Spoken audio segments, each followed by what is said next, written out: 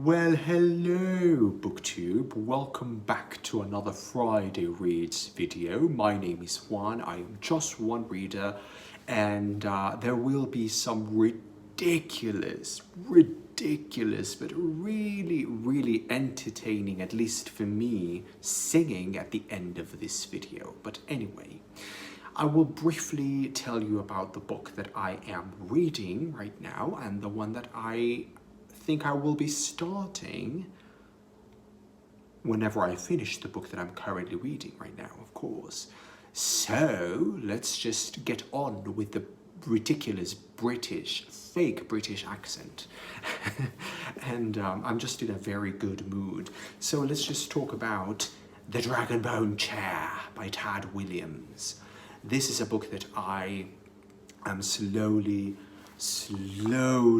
getting through. I am just a little over halfway through it, and it's just standard heroic epic fantasy, very high epic fantasy, but it's a very Tolkien-esque kind of story. There's a quest, there's a land, the land of Ost and Ard.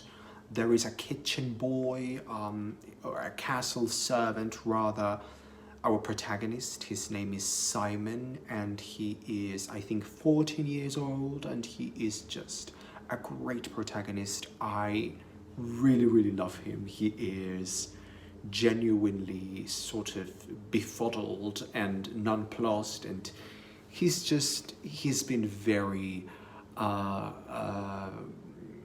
he's grown up in the castle, and so he is not aware of anything outside of the castle walls. He's like completely oblivious about many things, and he's sort of naive and sort of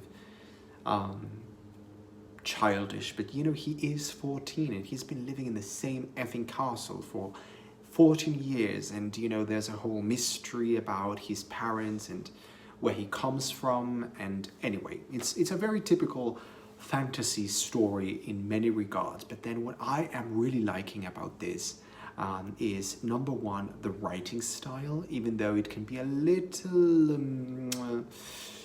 meandering and a little slow in terms of the rhythm, it is a very beautiful writing style, so I am enjoying that. But what I'm really liking is there is a sense of horror, just absolute dread in the magic in this book. Like, there is like satanic, well, there's no Satan, but like demonic, pagan, like rituals, and there's like this really like horrifying magic. There are some scenes in here that felt to me straight out of an A24 horror film. Like, they are very shocking. At least I found them beautifully written, and just wonderful to read. The magic feels pagan, and you know, something else that I'm really loving about this book is there's a very religious undertone to everything. There's a religion that the characters, the people in this land believe in, and it's very much based on Christianity. There's a character, like a mystical, invented, fictional figure, much like Jesus Christ. There's another sort of parallel to that, and there's like a very interesting religious side to this book, and then there's the magic that feels very pagan and sort of wrong and tainted and really dark. So I'm really enjoying this. I don't know where this is going. I really like that this book could go in a number of different paths, and it's a chunky book. So I will slowly and patiently read it, and then whenever I do finish it, I want to read another fantasy. Empire of the Vampire, which is a very bad title in my opinion. I think the title is just a little too cute. Like, Empire of the Vampire, really? Anyway, it's cute. I really don't like this cover at all. I think it's one of the tackiest covers I've ever seen. It's the definition of tacky. It's sort of like a tattoo Like, I mean, there's people in gas stations who have tattoos like this. I mean, this just feels like a tattoo. And just, you know, I don't know, there's something in this cover that I find absolutely tacky and sort of in bad taste. But anyway, people say that this book is wonderful.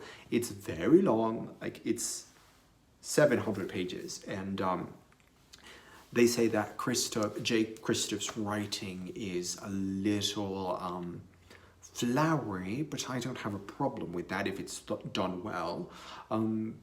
I don't really care about the vampires, but I don't dislike them either. I just have heard that this book is a greatly told story of fantasy, and you know, that's pretty much what I'm doing this year. This year is really becoming the year of reading fantasy for me. I've read The Realm of the Elderlings, Memory, Sorrow and Thorn. I want to read this. I want to read the Earthsea books. I want to read Juliette Marillier. I want to read more Robin Hobb. I am reading Joe Abercrombie. Anyway, that's what I'm reading. Now, let's go on to some ridiculous singing. Are you ready? Come with me. Tengo el ansia de la juventud, tengo miedo lo mismo que tú. Y cada amanecer me derrumbo al ver la puta realidad. Y no hay en el mundo, no, nadie más frágil que yo. Pelo acrílico, cuero y tacón, maquillaje hasta en el corazón. Y al anochecer vuelve a florecer, lubrica la ciudad. Y no hay en el mundo, no, nadie más duro que yo.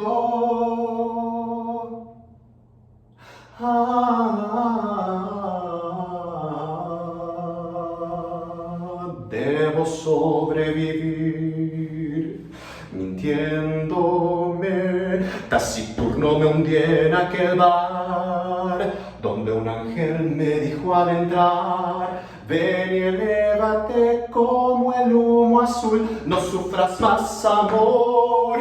Y desgarrándome, algo en mi vida cambió. Sobreviviré, buscaré un hogar entre los escombros de mi soledad. Paraíso extraño donde no estés tú. Uy, aunque duela, quiero libertad, aunque me haga daño.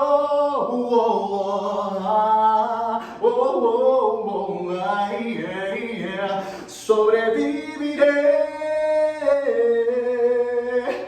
buscaré un hogar entre los escombros de mi soledad.